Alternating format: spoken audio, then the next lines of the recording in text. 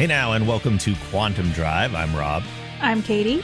And our ongoing mission is to discuss every episode of the Orville. Today we'll be discussing Season 1, Episode 5, Pria, which was written by Seth MacFarlane and directed by Jonathan Frakes. Woohoo! Woo! Before we get into the episode, we have another review to read. Whoa, sorry, I was very excited about it. Remember that if you'd like us to read one of your reviews, all you need to do is go to Apple Podcasts, leave a 5-star rating, and then write a review below, and we will possibly read that review on the show. The one today comes in from Debin13, who starts off by saying, "New favorite. I've listened to several Orville podcasts, and this one is quickly becoming my favorite. The hosts have a good rapport with each other, and they delve deeper into the themes of the show rather than just rehashing what happens on the episode they are reviewing. I'm looking forward to more episodes." That's amazing. That makes me so happy. Yeah. I'm just glad because we do talk about a lot of different things, and I'm just glad people are actually enjoying it. I'm excited there's reviews. I'm super excited that people are writing reviews, and because podcasters get so little feedback on what they do, this is kind of like the best way to let us know how you feel about the show, which of course you all love. I know, obviously everybody loves this. Yeah. Oh my gosh. But no, thank you guys for writing reviews. I don't know. It makes me excited to hear them, especially before going into a new episode, because it just it gets me revved up and ready to go. Also, other ways to contact us. If you'd like to, you can email quantumdrive@thegeekgeneration.com. You can follow us on Twitter @quantumdrivepod. And you can join our Discord to talk with us there at thegeekgeneration.com/Discord. Let's talk trivia. What do you got, Katie? Okay, so just jumping right into it. If you notice when Pria first gets on board and she's being examined by Dr. Finn, the uniform she's wearing is very similar to uniforms from Star Trek The Next Generation. I picked up on that too. It's like reverse colors. Yeah, it looked like a jacket. I would like that for real life. Yeah. But I don't know if it was a subtle nod, especially, and we'll talk about it in a minute, but the director of the episode. So I thought that was pretty cool. Oh, I didn't even put that together. Mm-hmm. I like that. This episode features one of the smallest casts of the entire show, with the main cast and Steve, Yaphet, Pria, and the ship's computer. And I didn't feel like it was a necessarily small cast either, so they used everyone very well. Yeah, I look up the trivia before watching the episode, and I still felt like it was a lot of people involved, and I think it worked really well. The beverages drunk by Mercer, Lavesque, and Grayson at the officers' cocktail hour were in fact really alcoholic and were glasses of whiskey. Oh. I've always wondered that on shows, like if it's actually alcohol, if it's water that's colored brown, like... I don't think that's the first instance of this either, because in the pilot, there was the fun fact that you brought up about Gordon having an actual beer. That's true. So if you work on the Orville, apparently you can drink on the job. Apparently. To simulate Gordon as being one-legged and hopping onto the bridge, actor Scott Grimes wore a large green sock over his amputated leg, and the sock was then green screened out during digital processing. It looked real. Yeah, oh, totally. How about this connection? They did a similar technique in Mad Max Fury Road for Charlize Theron playing Furiosa when she had a prosthetic arm. So she wore a green, like, cast type thing over it. I haven't seen that movie, but it is interesting because it's got Charlize Theron attached to it, so... Yeah. Had to make the connection. According to Peter Macon, who plays Bortus, where Gordon is hopping onto the bridge, that scene took 15 to 20 takes due to the constant laughing. Like, I think they broke character a lot, so it took a long time to film that. I can totally see that. He is great doing that thing. I like it even better when Alara drags him out, and he's, like, turning around, and she's, like, trying to keep him going, but he's so mad. That would be so hard to hop around on one foot, like, when you have to, act. Yeah. I applaud him for that. He did a good job. Absolutely. This episode was written to take place after Krill, which is the next episode, but the order was swapped due to availability issues with Charlize Theron. Yeah, I can see that. They would totally work around her schedule. Yeah. I just think it's interesting because, like, so many, we've talked about it quite a bit, but so many episodes have been, like, switched around. Yeah. I don't think anything really interferes with this one. This one is a very standalone episode. Yeah. I thought this was interesting. While filming this episode, Jonathan Frakes, who directed it, brought actor Brett Spiner to the set. And Spiner is best known for playing the character of Data on The Next Generation. I did not know that. That is lovely. It's like kind of heartwarming. I love that they're all still friends. Yeah. And I love Data, so it just makes me... That fun fact just made me happy, so I had to share that one. Yeah, that's fantastic. I love that. This was interesting. So when you're watching the episode, you have to pay attention to this. Isaac severs Gordon's leg at the knee. However, when the leg falls out of the ceiling, it's severed at the hip. Yes. And so when you I didn't know that going in. I would not have noticed unless I had looked this up. Mm-hmm. But it's very obvious. Like, it's knee, but then it's like a full leg when it comes out of the ceiling. Yeah, if they tried to reattach that leg instead of regenerating it, he would have had like 2 joints in his leg. Mm-hmm. Also, that's an interesting place that Isaac chose to hide the leg. Yeah.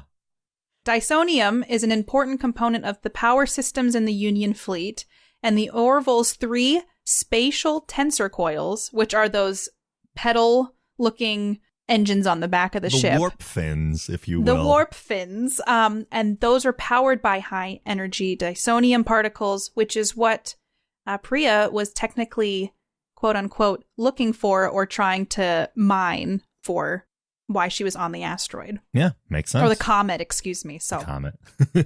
And there's only a couple guests for this episode. We've already talked about it. Charlize Theron, who played Seth MacFarlane's love interest in A Million Ways to Die in the West, which was the movie they both starred in, but she is now a guest star on the Orville too. Yes. And apparently that was an easy booking. Mm-hmm. They knew each other. Yeah. And I love this. I mean, I probably should have said this first, but Jonathan Frakes, who played Commander Will Riker on The Next Generation. Who's that? It's just, this guy. He directed this episode, and I think that's amazing. He started off directing on TNG and has directed a ton of stuff since that show. And I didn't say this, but he also directed an episode of Star Trek Discovery. That's true. He did. Mm-hmm. But I love that Jonathan Frakes is even involved with the Orville in any form or capacity. And so that was exciting. When I saw his name come up on the screen, like directed by Jonathan Frakes, I was like, oh, so those are my fun facts. I don't know. It's an interesting episode. I think there's a lot to unpack with this one. Oh, for sure. Let's hop right into it then.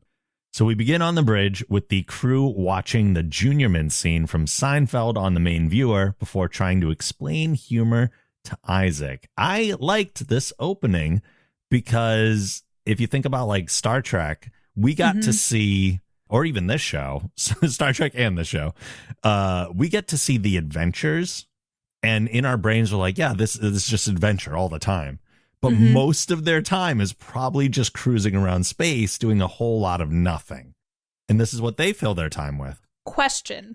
Like, okay, at my job, I don't think I'd be allowed to watch Seinfeld while on duty. True. But you could spin it that they're trying to teach Isaac something, so they're watching Seinfeld while working. Also true. I'm going to lose probably some friends here, but I never liked Seinfeld. Oh. I enjoy Seinfeld quite a bit, but so Isaac asking like, how is this funny? I was like, that's me. Like when I watch Seinfeld. But I did enjoy how they used it, and the fact that Isaac is like, how is it funny that a pastry is going into this man's open body cavity? It's definitely not a prank happening in the show. Like, it's an accident. So it's a little odd that they chose that as the clip and then go from that as a launching point to talk about pranks. I, by the way, hate pranks. Same. Just for pranks are just, they don't deserve to be in this world. But I enjoyed, I thought it was a really nice opening, and I love the dynamic showing Isaac kind of learning more about the human race. And it's, when you think about it, like, we know inherently what humor is and like what pranks are, but like to see that explained to someone else and how actually difficult it is to explain that it's interesting to live through the characters that way. Reminds me of another fairly robotic character from another space-like show. Oh, I love Data so much. He's my favorite. So anything with robots in space shows, I'm generally on board. The Orville receives a distress signal, and when they arrive at its location, detect a ship on the surface of a sundiver, a term for a comet trapped in the gravitational pull of a star. After hailing the mining ship, they make contact with Pria Lavesque, who says she's in trouble. Okay, I wrote this down. Mm-hmm. Did she put herself in danger just for this? Yes and no. So we find out later, and they ask her about it too. They're like, you did that to get our attention and all that stuff. And she's like, yeah, but I wasn't in any real danger. We're capable of things in the future that you are not yet. Okay. See that she had the teleportation, that kind of stuff. Sure. I was just thinking at that point during the episode, I didn't know that. And I'm like, she would have just died if they're like, yeah, we won't save her. Yeah, right. She's just caught on the sundiver. I guess this is what it's going to be. Apparently she was in complete control of her fate in that moment. So yeah. It makes sense later on in the episode, but I just remember watching it. I was like, did she just put herself in that situation? And hope for the best. I hope this works out. Yeah. Ruling out a tractor beam because the ship is partially embedded in the comet, Ed, Gordon, and Alara take a shuttle to rescue despite the risk of getting sucked into the same gravitational pull. A thought I had here was because they're taking the shuttle over, you have Ed and Gordon sitting in the two front chairs, and Alara is standing in the middle of them. Most of the episodes we've seen so far, that's the constant thing. There's 6 seats in the shuttle, but it's constantly the first 2 people using the first 2 chairs, and then everyone else stands behind them. Now that you say that, that is 100% true. I wonder if it's because it has to be a cinematography thing, because the chairs are directly behind each other. So maybe there's just not enough line of sight. Alara could have been leaning. Yeah. So although in the scene so they go pick her up, but when they come back, Pria and Alara are sitting in the back chairs, the 2 middle ones, and they do a camera shot that's slightly downward. Oh. So now it's at an angle, so it's almost like stadium seating looking at it.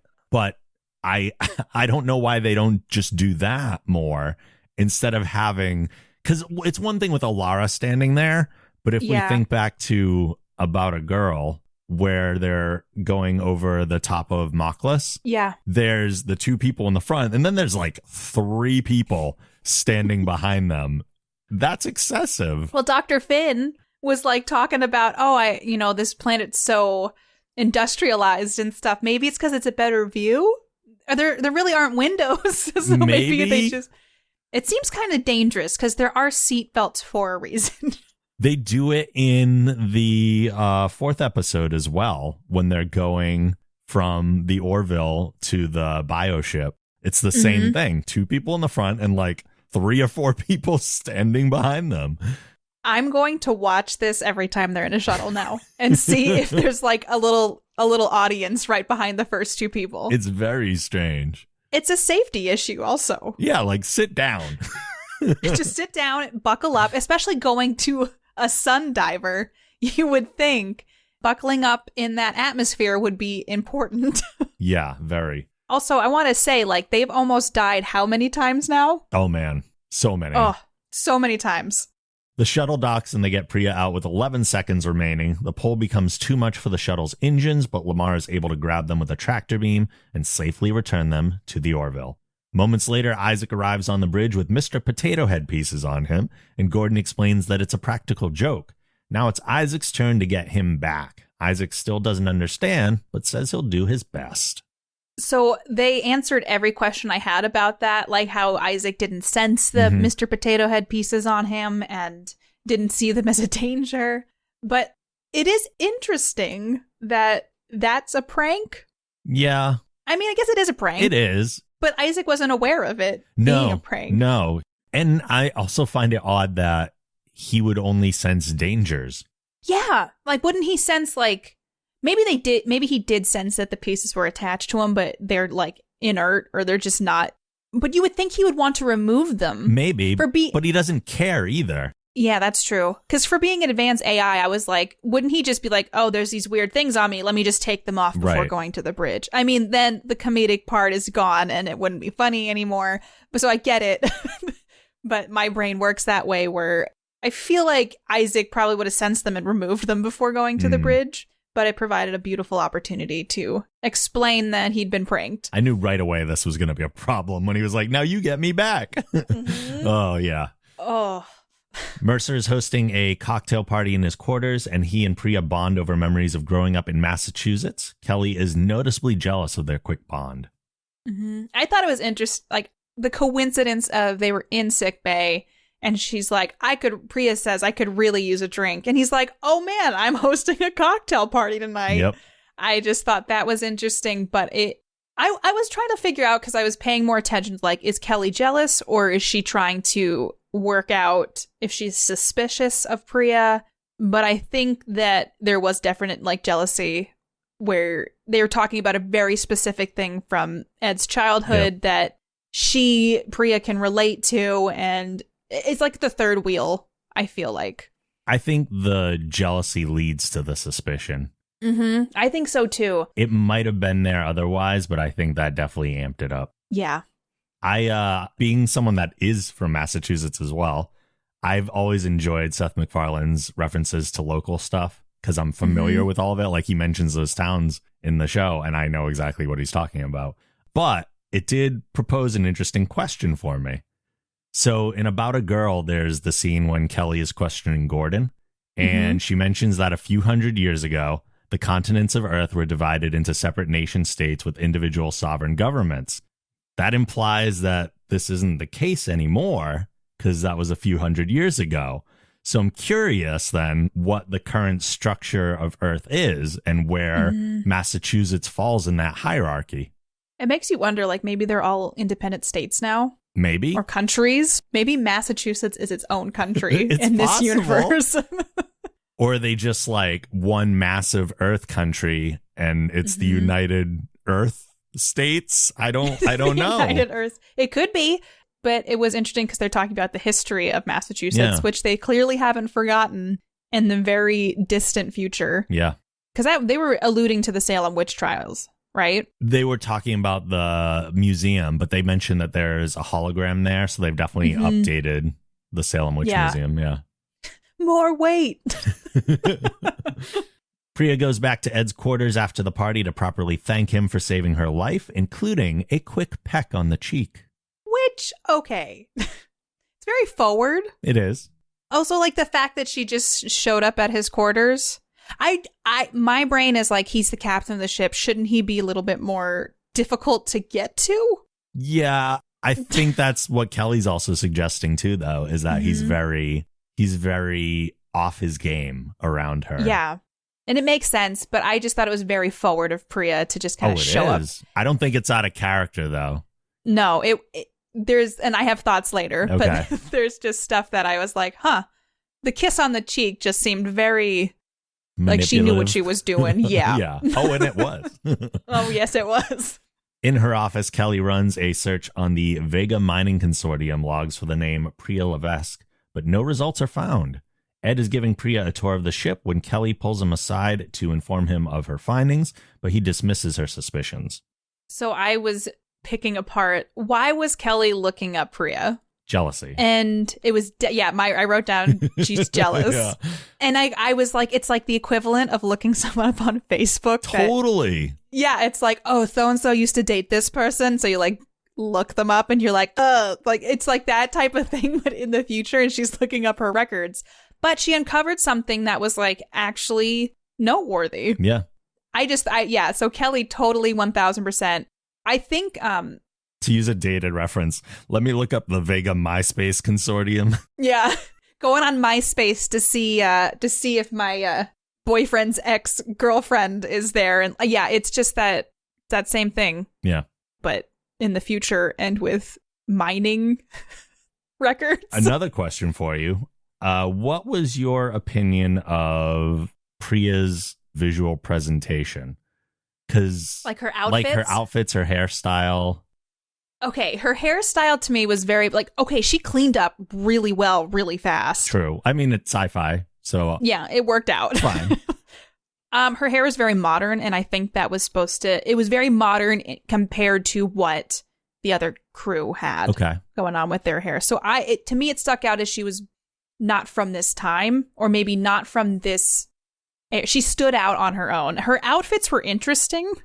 They the one with the wire at the cocktail party, it was like a shirt with like wiring. Yeah. But I mean, I appreciated it because I was like, it's future. It's very like couture, futuristic, high fashion. Yeah. But it made her stand out in a way that I think contrasted her to the rest of the cast. Okay. Though I did think like everybody at the cocktail party was like super dressed up. Yeah. And I just remember in most shows, whenever like the crew is taking a break, they unzip their jacket and they're casually relaxing. But this was a cocktail party. It makes sense.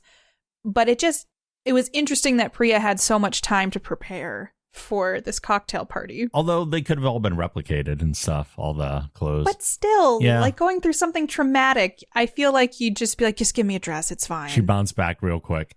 Yeah, she bounced back real quick. Yeah. What did you think of her outfits? It's interesting that you analyze them in that way. And I'm like, they put her in the worst clothes that just didn't flatter her. Because my thinking was that they constantly going through this episode like, she's so attractive. She's so attractive. And then I feel like they put her in clothes that were not flattering to her and to like emphasize how attractive she is. Like even the hairstyle, I thought when they rescue her, why didn't she have that hairstyle the whole time? It looked way better.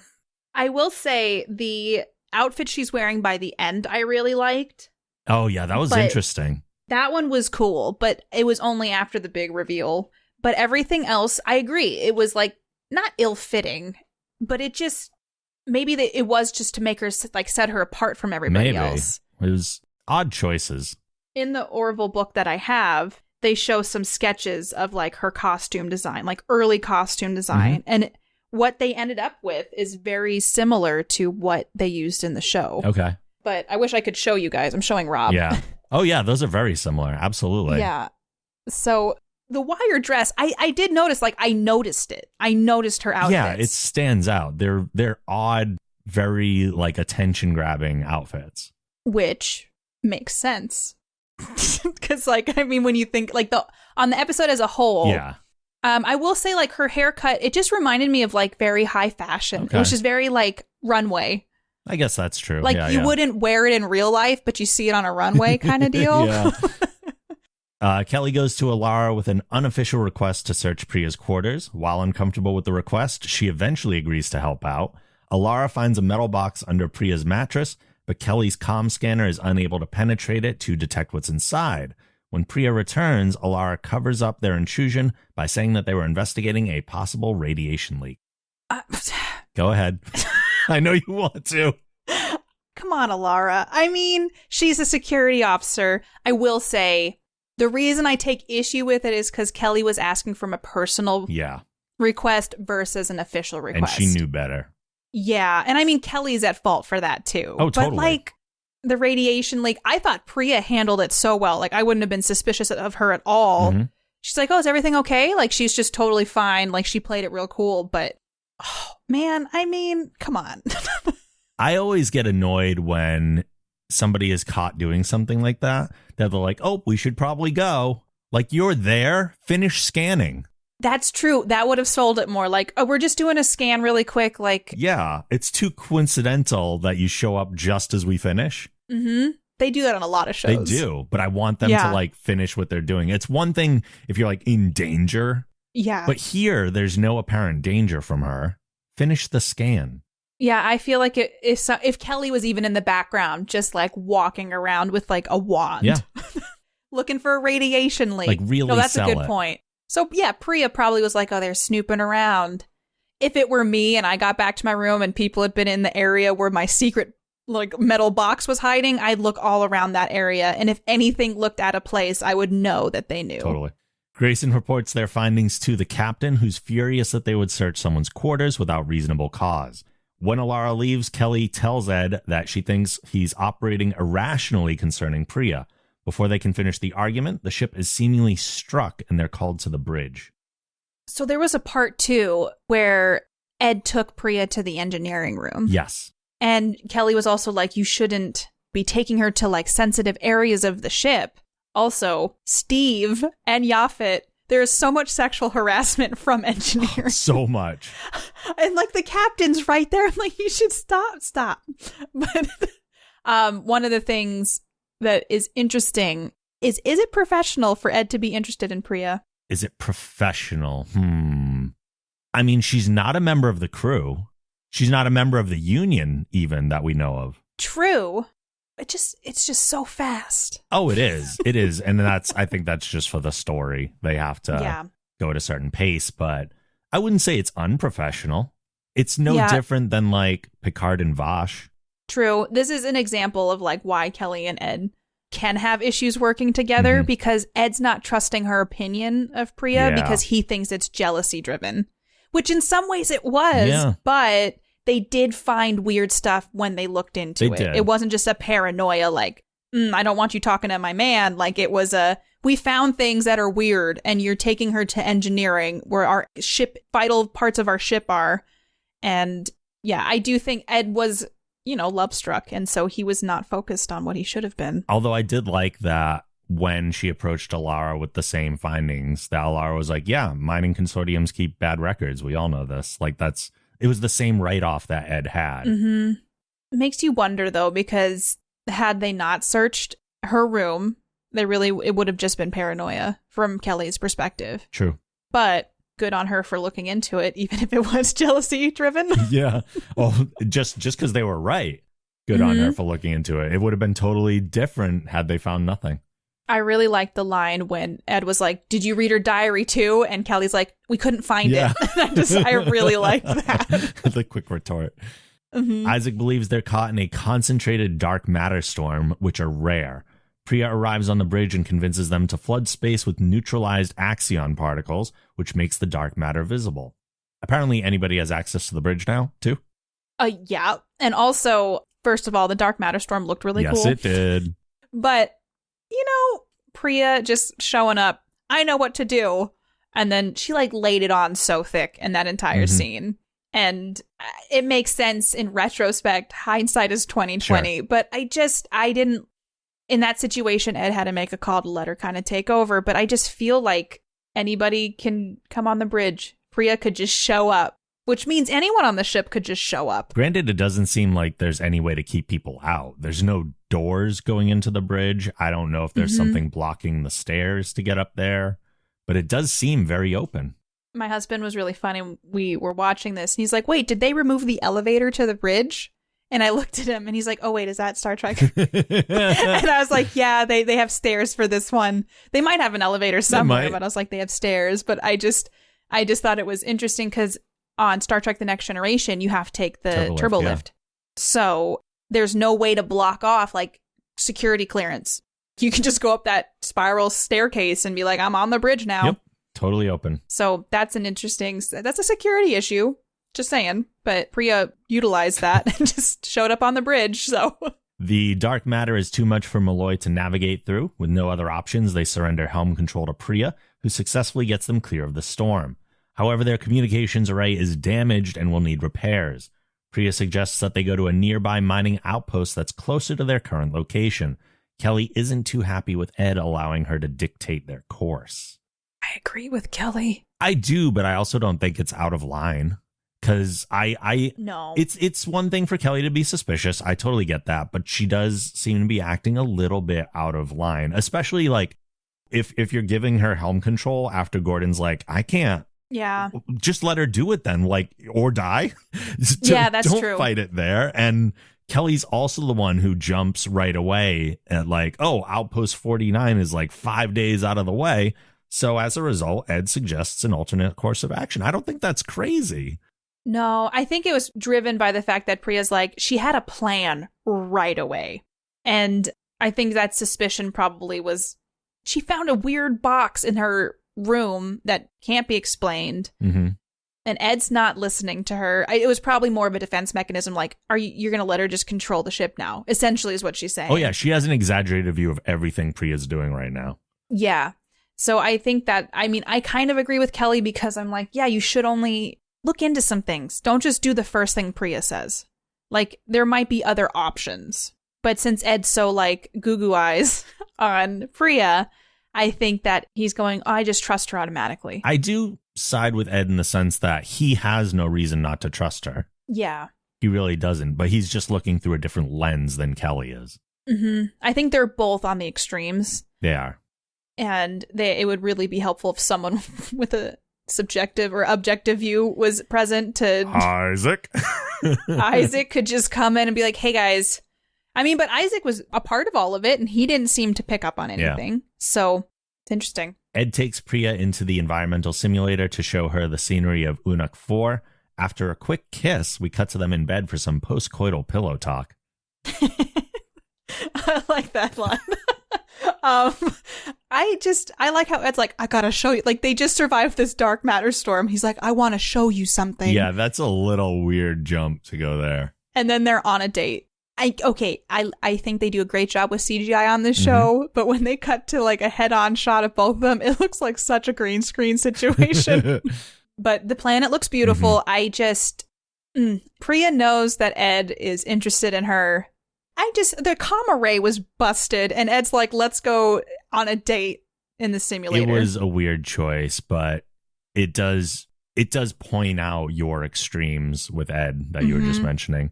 The thing that I found interesting, though, about when they're laying in bed is that Ed says the line to her after talking about the divorce and everything. He says, I haven't trusted anyone until now. She could have really taken advantage of that moment, but instead she has like a nervous smirk.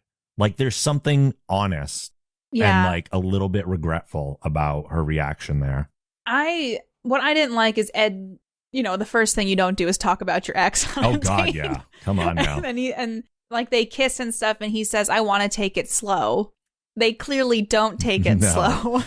And it shows, like, I think the whirlwind of it.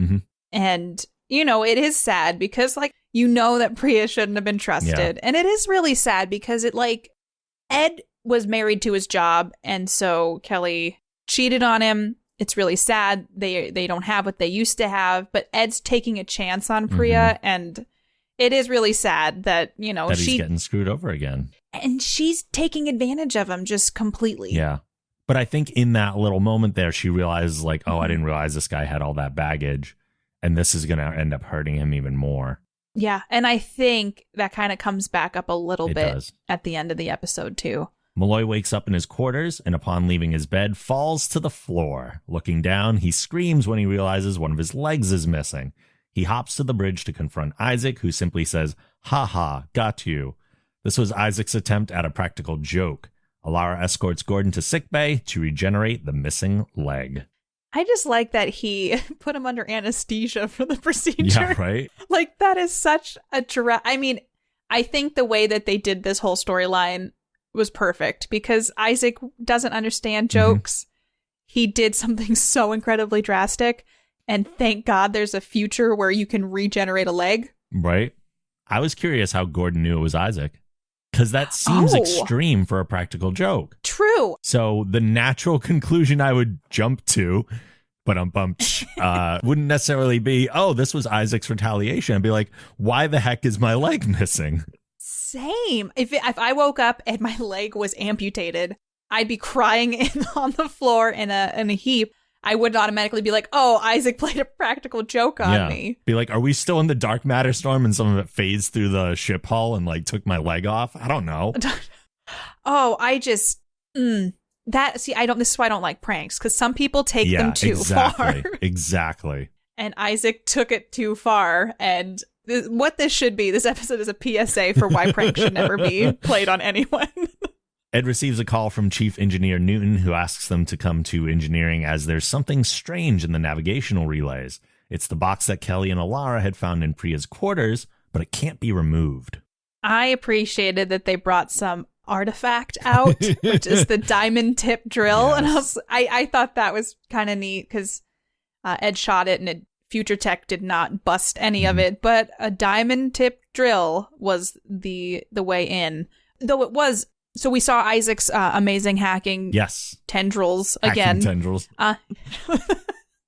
And then, obviously he got blown back and short-circuited, overloaded. Yeah, I don't even know what term would work the best here. And I thought that was a really well done scene because I didn't see that coming. Not at all. Even though I've watched this episode before and this is my second time through, I totally forgot about that and it caught me again. I was like, oh my God, because you don't expect that kind of stuff.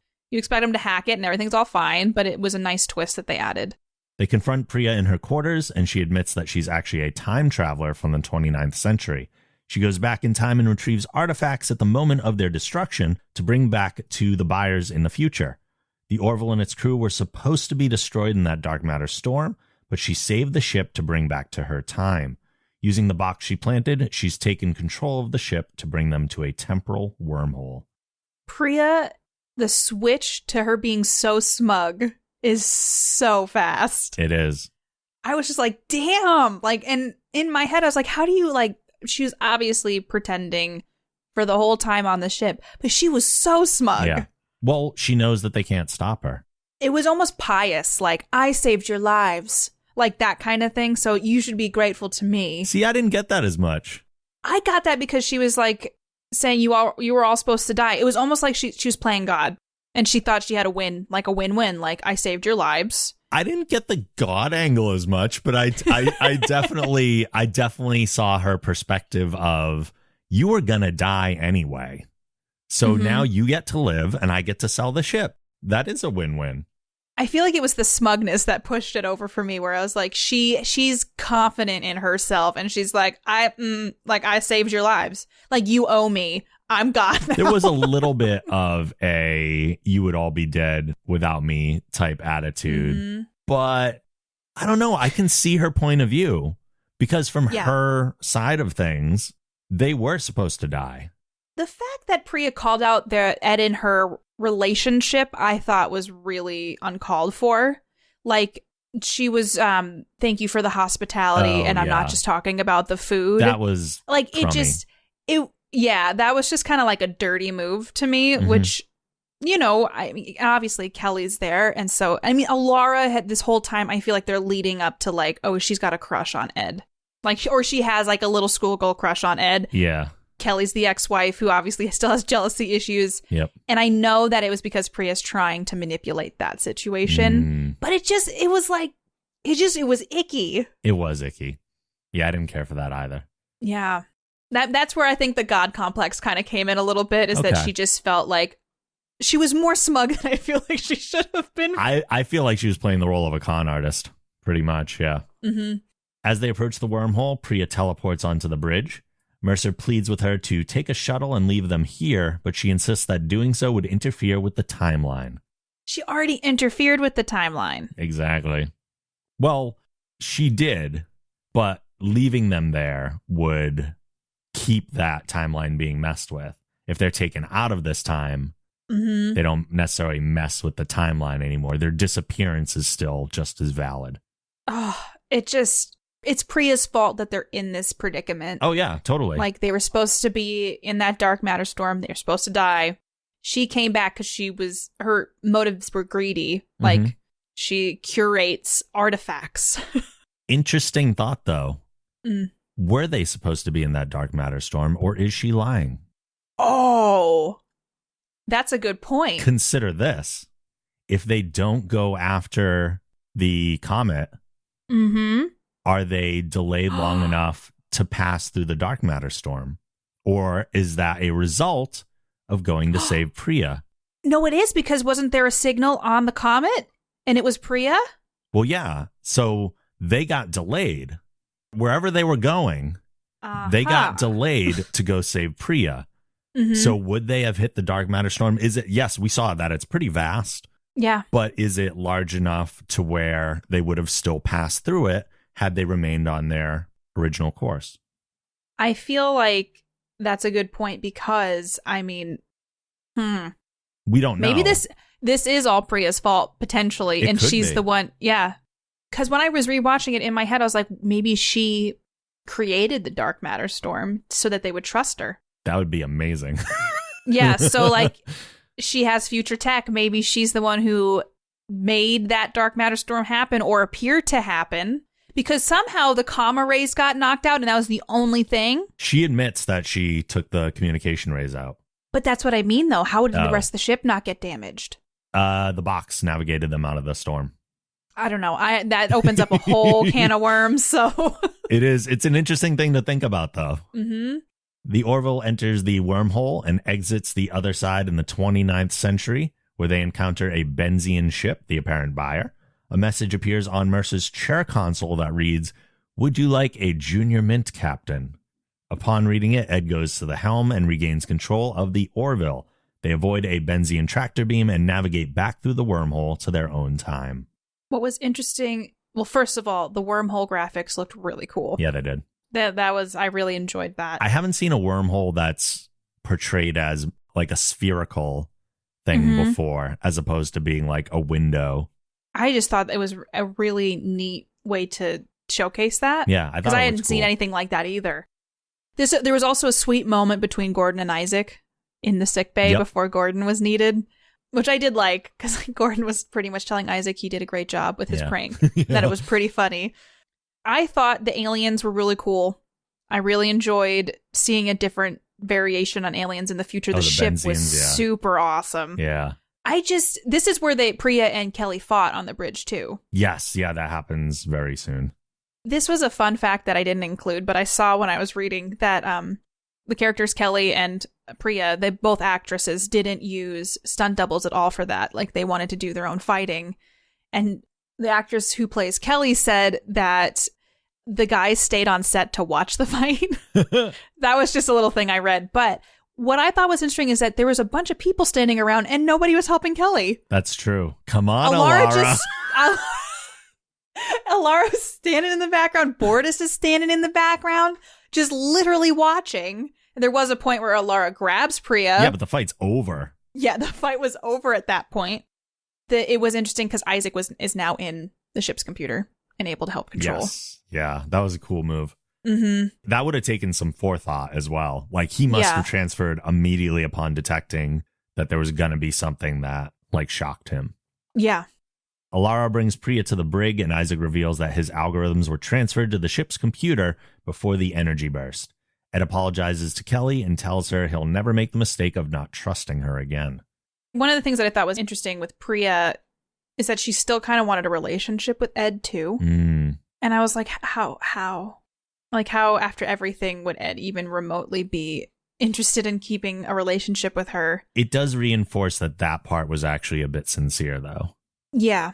And the thing is that, like, you have to trust your first officer, and the fact that Ed just dismissed almost everything she said. Mm-hmm. The whole episode is based around trust. Oh, for sure. Yeah. And so I think they did a really nice job, like, weaving it through each storyline. Mm. Pria is brought to Mercer's office, where he expresses his disappointment in both himself and her. She pleads one more time for Ed to take the Orville back with her. He tells her that if they destroy the wormhole, any chance of them returning to her time gets destroyed as well.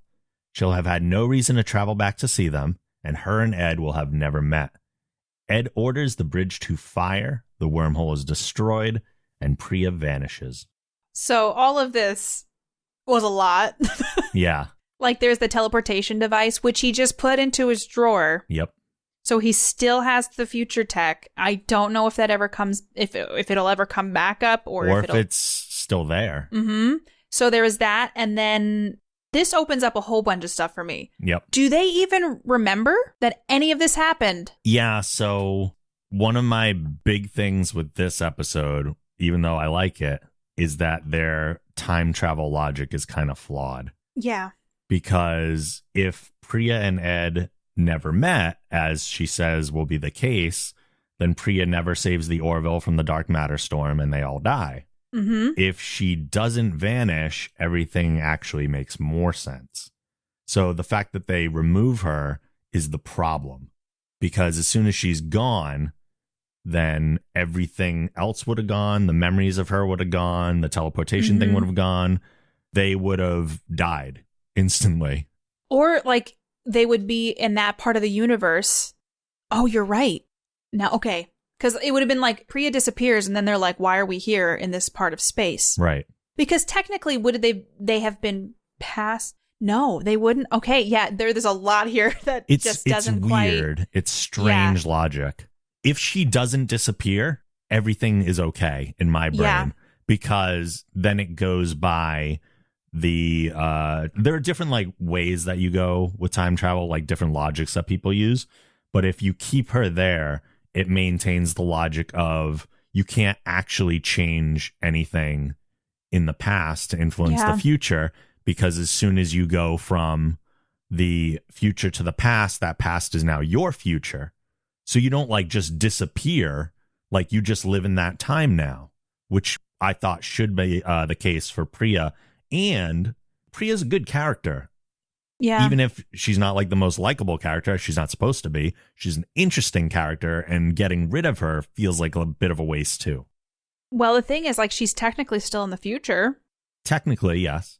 We think, because this could change everything. One thing that does kind of make sense then, or supports your theory, is that she was lying about the dark matter storm. Oh, right. So they're alive anyway. Yeah. So that's actually really interesting when you think about it, because they don't tie up anything. Like, Pria disappears, and my immediate thing that I wrote down was like, wait, does he not remember her? Would no one know why they were at that place in space? Mm-hmm. Like, the wormhole would be gone, but with that logic, they would have died because they were supposed to die, and Pria never came back to save them in that storm. Right, unless it was the setting them, delaying them, is what put them through the dark matter. Or Pria had some tech on her that she didn't reveal that allowed her to disappear at that moment. Oh.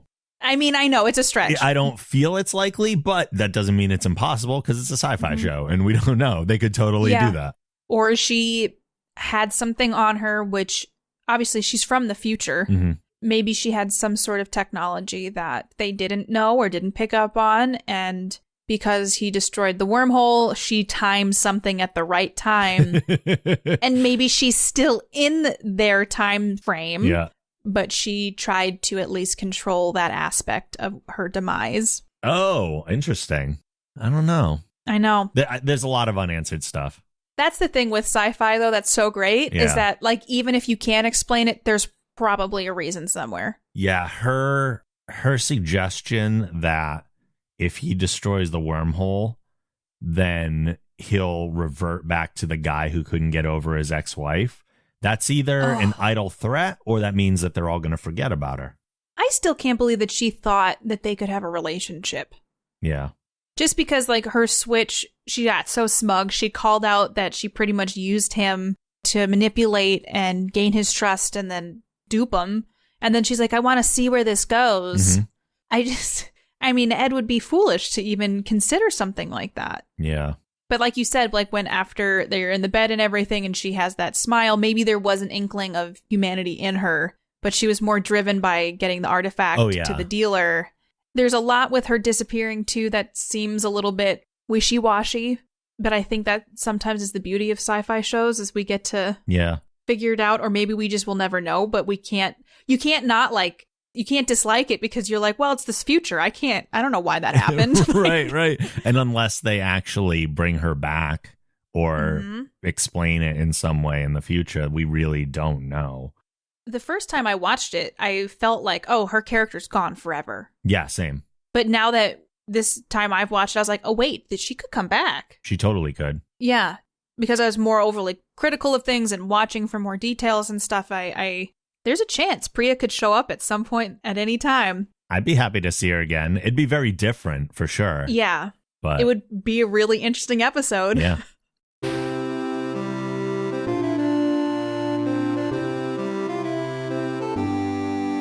Okay, then. What's your big takeaway from this episode? Oh, man. My big takeaway is just its trust issues. That, like, it shows that Ed maybe still isn't totally ready for command, but we're all human. Not command while his ex-wife is the XO, at least. Mm-hmm.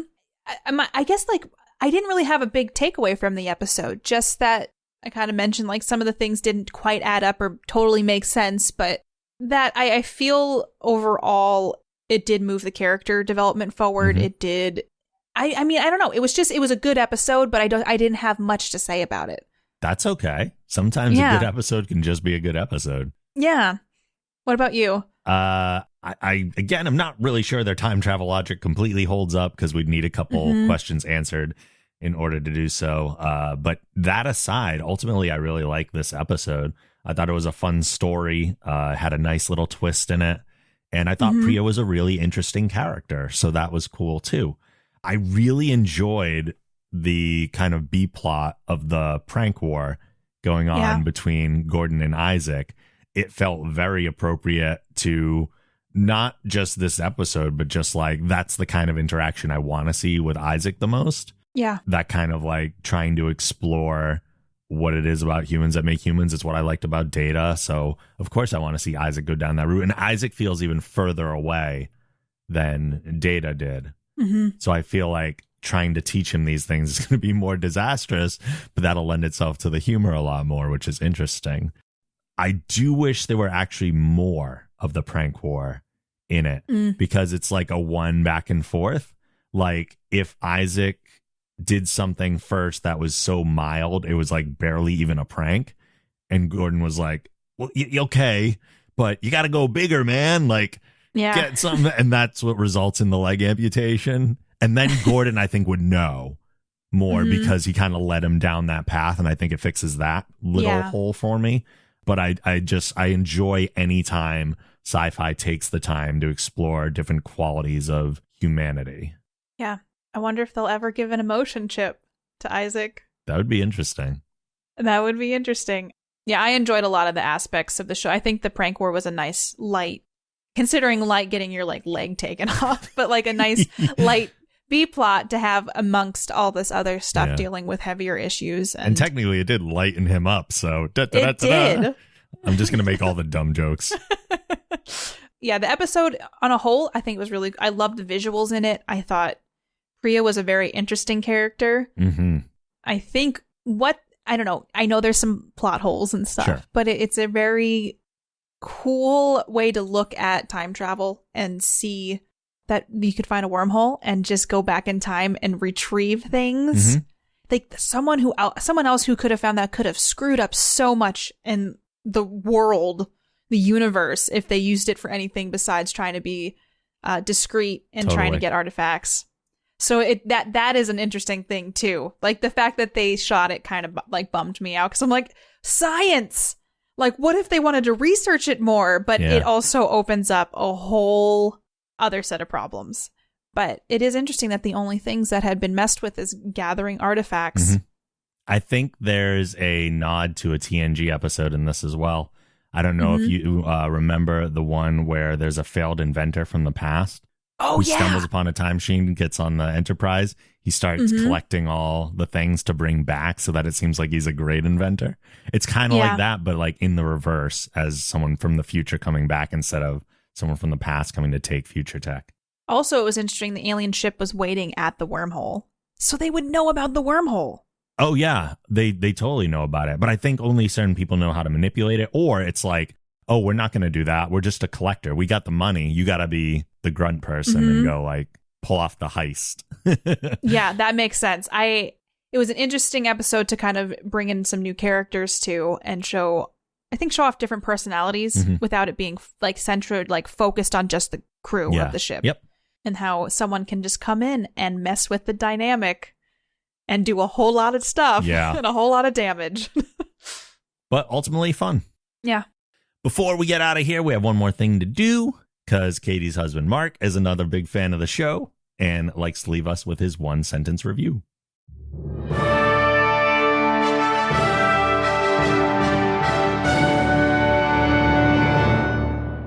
Isaac, the master of pranks, always gets the leg up on his victims.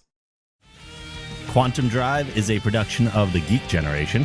If you like this show, be sure to check out our other podcasts on the Geek Generation Network at thegeekgeneration.com. If you'd like to support the show and get access to exclusive bonus podcasts along with other perks, You can visit our Patreon campaign at thegeekgeneration.com/support. You can follow Quantum Drive on Twitter at Quantum Drive Pod and me at TheRobLogan. You can follow me on Twitter at PlayKatiePlay and on Twitch at Katie Peters Plays, and Katie is spelled Katie.